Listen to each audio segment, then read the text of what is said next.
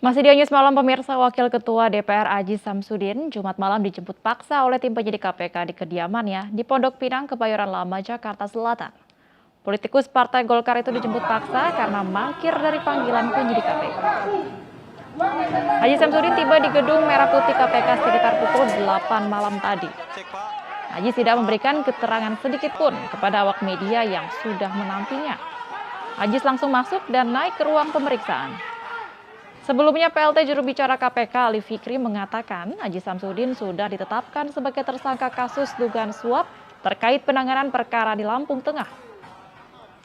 Nama Wakil Ketua DPR Aziz Samsudin kerap disebut dalam sejumlah kasus suap penanganan perkara korupsi yang ditangani KPK. Salah satunya perkara korupsi yang menjerat mantan Bupati Lampung Tengah Mustafa dan disebut dalam sidang terdakwa Mustafa pada 11 Februari silam.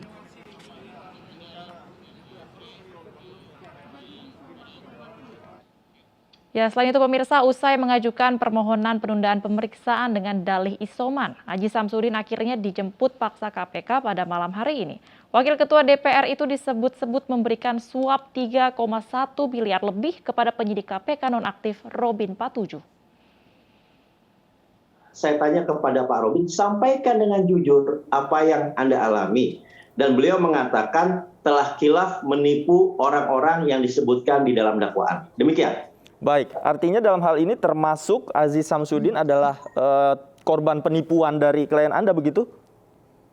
Iya, seperti itu yang disampaikan oleh klien saya di muka persidangan, sesuai juga dengan hasil pemeriksaan Dewan Etik KPK. Oke, baik. Saya ke Bang Boy. Bang Boy, khilaf melakukan penipuan termasuk dalam tanda kutip menipu Aziz Samsudin, tanggapan Anda, Bang Boy? Alat bukti itu bukan hanya saksi, apalagi saksi yang kira-kira berpotensi konflik kepentingan, misalnya sesama tersangka misalnya. Nah, KPK apapun berdasarkan pemberitaan kemarin sudah ada yang mengatakan sudah tersangka Aziz Samsudin. Ada yang mengatakan SPDP-nya sudah dikirim awal bulan gitu. Dan kira-kira tebakan saya memang SPDP itu dikirim awal-awal bulan, kalau tidak tanggal 1, tanggal 2, tanggal 3 gitulah, kira-kira gitu kepada Pak Aziz Samsudin.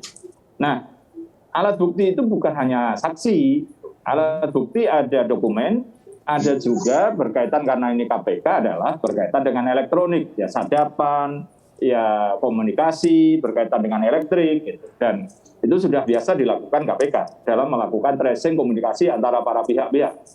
Nah, dokumen misalnya apapun ada aliran uang 200 juta dari Pak Aziz Samsudin kepada Robin Patujuh. Nah, itu apa? Kan jadi pertanyaan. Kalau toh tidak ada rangkaian berikutnya adalah petunjuk misalnya. Bisa saja dirumuskan, disimpulkan dari alat bukti yang ada.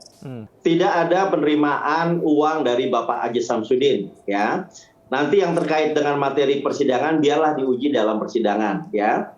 Nah, tapi yang jelas begini, yang mau saya tekankan adalah bahwa klien saya mengakui melakukan penipuan itu hasil pemeriksaan Dewan Kode Etik KPK. Tapi kan clear, uang 200 juta itu diakui Pak Aziz Samsudin sebagai pinjaman. Dan itu ditransfer, itu loh. Jadi kepentingan apa seorang wakil ketua DPR yang tokoh politik memberikan uang kepada pegawai KPK yang sebenarnya itu dilarang untuk melakukan komunikasi dengan pihak-pihak luar yang tanda kutip misalnya ya dianggap berpotensi jadi pasien. Kan itu clear bahwa uang 200 juta itu diakui, bahwa itu tidak diakui sebagai kaitannya dengan perkara-perkara Lampung, perkara Rita atau perkara yang lain, itu soal lain. Tapi setidaknya bahwa saya koreksi Pak Tito, uang 200 juta itu diakui Pak Aziz Samsudin.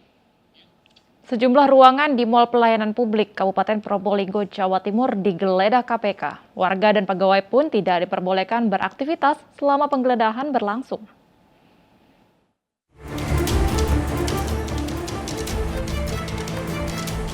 Komisi Pemberantasan Korupsi atau KPK menggeledah Mall Pelayanan Publik Kabupaten Probolinggo, Jawa Timur. Penggeledahan dijaga ketat anggota Sabara Polres Probolinggo.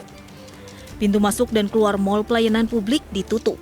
Warga yang ingin mengurus surat dan administrasi terpaksa harus pulang karena tidak bisa masuk. Pegawai dan warga juga tidak boleh meninggalkan kantor dan diminta menunggu di halaman. Nggak bisa, nggak boleh. Kenapa? Ada apa? selama pemeriksaan dilarang semua untuk pengunjung dilarang keluar. Oh, pemeriksaan apa itu, Mbak? Pemeriksaan KPK. Oh, Dari KPK. Oh, KPK. Kemarin Komisi Pemberantasan Korupsi juga menggeledah kantor Dinas Pekerjaan Umum dan Penataan Ruang Kabupaten Probolinggo.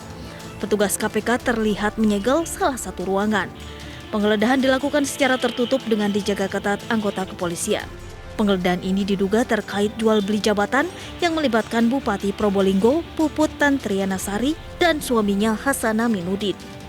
Dari Probolinggo, Jawa Timur, Hana Purwadi, iNews melaporkan.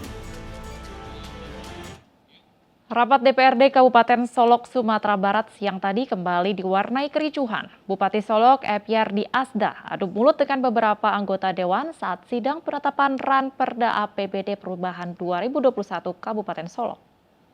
Undangan yang saya dapat sebagai bupati di sini adalah pimpinan. Ini bupati mana ini? Ini apa hak saudara ngomong sini? Ini bukan undang-undang. Belum saudara belum dikasih untuk bicara.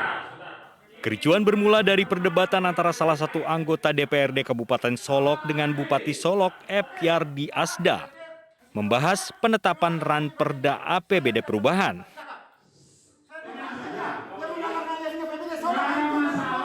Perdebatan seputar keabsahan penetapan Ranperda APBD Perubahan yang akan ditandatangani oleh PLT Ketua DPRD Kabupaten Solok.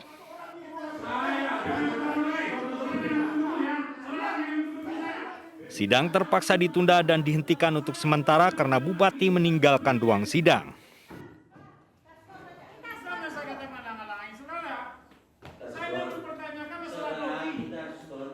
Mana mungkin sebuah perda itu ketua DPRD tidak menandatanganinya. Maka oleh karena itu, kalau Dodi Hendra oleh paripurna belum ditetapkan karena dia di tanggal 30 Agustus dimasgulkan atau di PLT-kan kepada Luki, lalu kalau paripurna belum menetapkan dia sebagai ketua DPRD berdasarkan surat Sekda Prov itu, tentu dia tidak punya hak untuk menandatangani perda APBD. Oleh karena itu, bagaimana dia mungkin menandatangani perda APBD sementara paripurna mengatakan Dodi Hendra tidak lagi sebagai ketua DPRD? Buktinya apa? Luki diangkat sebagai PLT.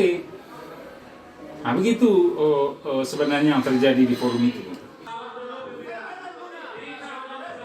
Kericuhan diduga merupakan buntut dari sidang paripurna sebelumnya saat Ketua DPRD Kabupaten Solok Dodi Hendra diminta berhenti atau dimakzulkan dari jabatannya sebagai ketua dan digantikan Luki sebagai PLT Ketua. Dari Kabupaten Solok, Sumatera Barat, Budi Sunandar, iNews melaporkan. Maijen Purnawirawan TNI Kiflan Zain dijatuhi vonis 4 bulan 15 hari penjara. Informasi akan kami hadirkan untuk Anda setelah jeda berikut. Tetaplah di News Malam.